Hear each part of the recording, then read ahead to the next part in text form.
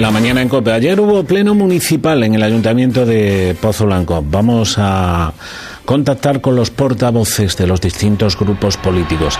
Manuel Bioque, muy buenas. Hola, buenos días, Emilio. Manuel Bioque, Izquierda Unida, opinión del pleno. Bueno, pues en el pleno de ayer llevábamos principalmente la aprobación definitiva del proyecto de innovación del PPR4. Hace ya unos meses llevamos el inicio de la modificación de este plan parcial. En la misma línea que estuvimos defendiendo anteriormente con el inicio, Izquierda Unida pues se votó en contra de esta modificación. Lo primero porque tal y como se explica por el equipo de gobierno, parece que viene a generar algo nuevo, y no. Lo que se está tratando es que se va a cambiar el uso y el uso y el destino que se va a dar a esa modificación concreta al plan parcial del PPR4.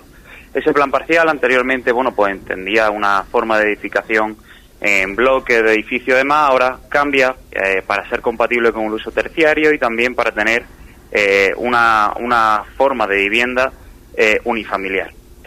Entendemos que desde Izquierda Unida el urbanismo siempre va acorde del interés general.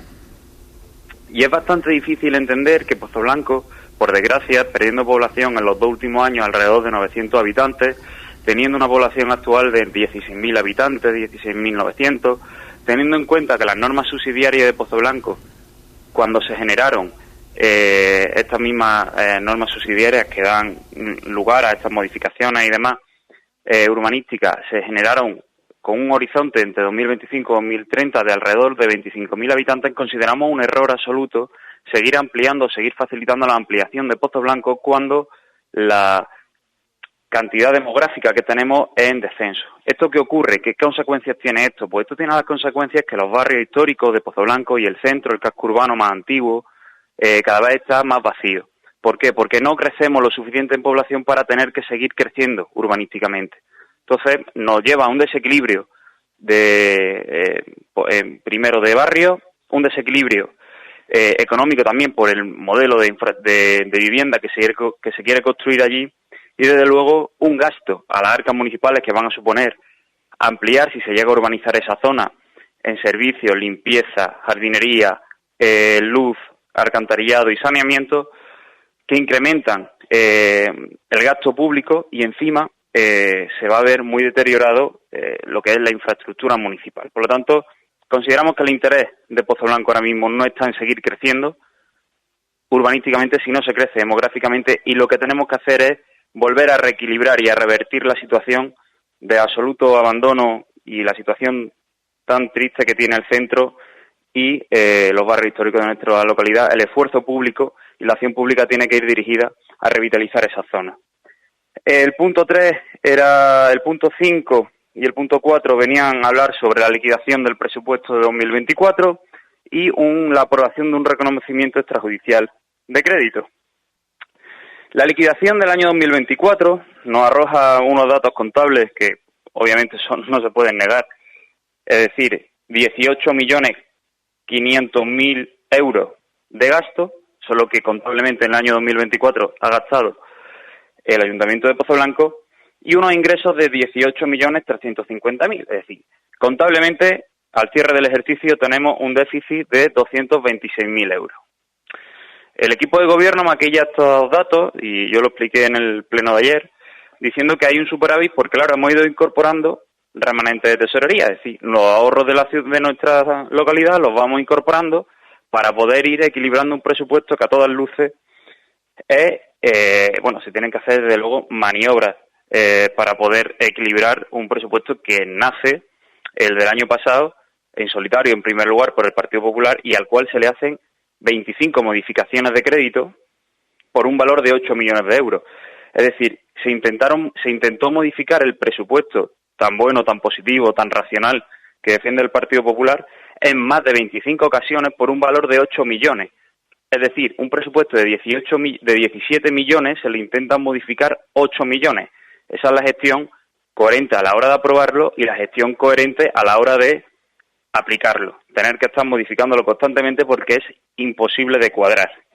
Esto tiene una conclusión bastante nociva para Pozoblanco, que los ahorros de nuestra localidad, los cuales se quedan después de un ajuste contable al Ministerio en 7.624.000 euros, que eso ya son datos técnicos. La cifra que siempre ha manejado Izquierda Unida son que tenemos 8.435.000 euros de remanente de tesorería, es decir, de ahorro, se ven en detrimento del año pasado, que arrojaban unos datos de 9 millones. Hay que recordar que esta cifra era casi de 12 millones cuando el señor Cabello entró a gobernar Pozoblanco. ¿Por qué? Pues muy sencillo, porque los presupuestos de Pozoblanco ahora mismo se destinan al gasto, no se destinan a la inversión. Al capítulo 2 de gasto, que es gasto corriente, pues se ha incrementado en los últimos años más de 3 millones de euros. Y lo que decíamos lo que le dijimos ayer en el Pleno, no es malo que una administración tenga deuda, porque si tiene deuda es porque financieramente es sostenible, porque si no, no se la conceden.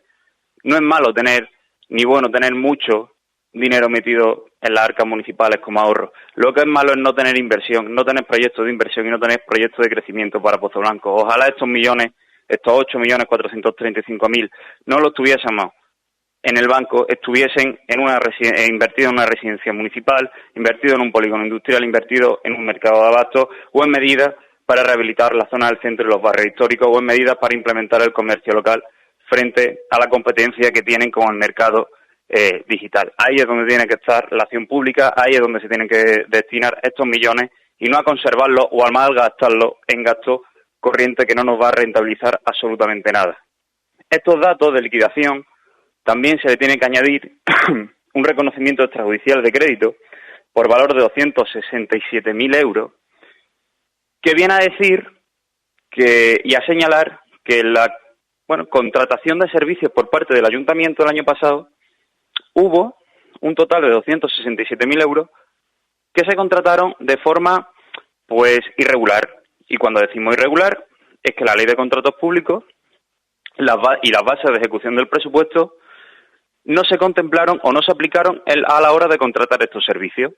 Es una irregularidad manifiesta. De esto habla el reconocimiento extrajudicial de crédito, su propio nombre lo indica. Reconocemos extrajudicialmente un crédito que tenemos y que encima podría dar, obviamente no se va a hacer, pero podría dar a una reclamación de cantidades por las empresas por la tardanza del impago de estas facturas.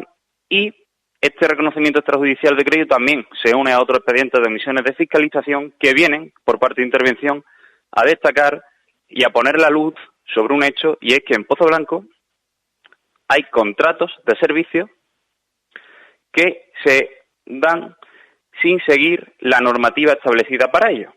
Hay una irregularidad y esta figura viene a solventarla. Por lo tanto, le pedimos al equipo de gobierno que se ajuste a la normativa a la hora de contratar y que se ajuste a la hora de tener una gestión responsable del dinero público. En el turno de las mociones... Vamos terminando ya, Manuel. Sí, fue terrible. Otra vez el Partido Popular votó en contra de la urgencia de una moción que traía Izquierda Unida, que venía a reformar y a adaptar el reglamento de contratación de nuestro ayuntamiento a la normativa vigente, porque obviamente estamos fuera de normativa a la hora de las contrataciones. Luego ocurren las problemáticas que tenemos sobre la mesa, porque no vemos y no observamos la legislación, y en defensa de la mayoría aplastante y del rodillo que tienen, cercenaron otra vez la capacidad de presentar propuestas que tiene la oposición. Este equipo de gobierno que habla y se le llena la boca de decir que hagamos una oposición constructiva, y ya es el segundo pleno consecutivo que dos mociones que presenta este grupo municipal la tumban sin ni siquiera debatirla. Sobre la moción que presentó el Partido Popular del CANF, la votamos a favor. Solo recordar a la portavoz del Partido Popular que la Junta de Andalucía tiene las competencias en servicios sociales por el artículo 61 del Estatuto de Autonomía y desarrollado en la Ley 9/2016 de Servicios Sociales de Andalucía, para indicarle que la Izquierda Unida quería hacer una modificación a su moción y decir que se introdujese el acuerdo de que Pozoblanco le instase a la Junta de Andalucía a reclamar el CANF. Nuestra solidaridad y nuestra empatía con los trabajadores, las trabajadoras y y los residentes del CAM, que están en unas condiciones lamentables, y desde luego Izquierda Unida va a instar y va a exigir a todas las administraciones que sean, Gobierno Central y Junta de Andalucía, que tomen las medidas que sean necesarias para que la licitación de las mejoras del CAM se llegue a lo antes posible y que se tengan que no seguir en esas situaciones.